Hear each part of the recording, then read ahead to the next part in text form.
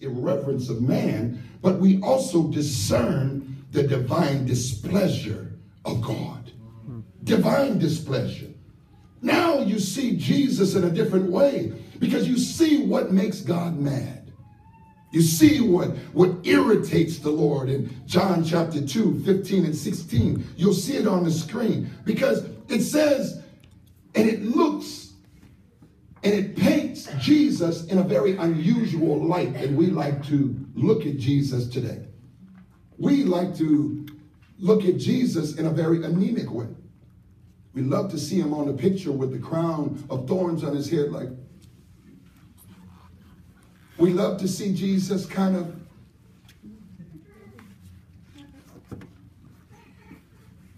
but we never want to see Jesus angry. We never want to look at him making a whip, creating a tool for discipline.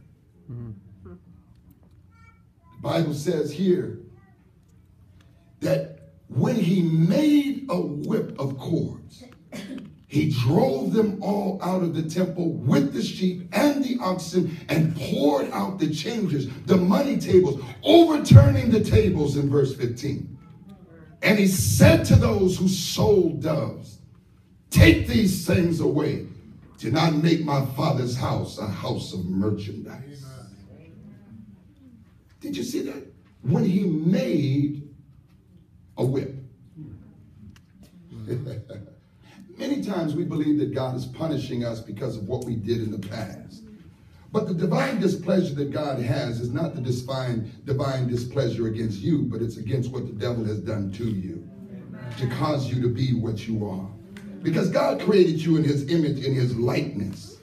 But what he knows and he understands is because it was the grace of God, when someone backslides, it's not because they start doing a physical action as much as they begin to start taking back their salvation into their own hands. When they begin to start running and doing the rules and calling the shots in their lives, they begin to now abort the grace of God. The work of grace, the Bible says in Ephesians chapter 2, because of his great mercy and love for us, God who is rich in mercy. The word here is agape, which means unconditional love. And this means that no amount of goodness can make God love me more, and no amount of sinning can make God love me less. He loves you not because of who you are, but because of who he is. Amen.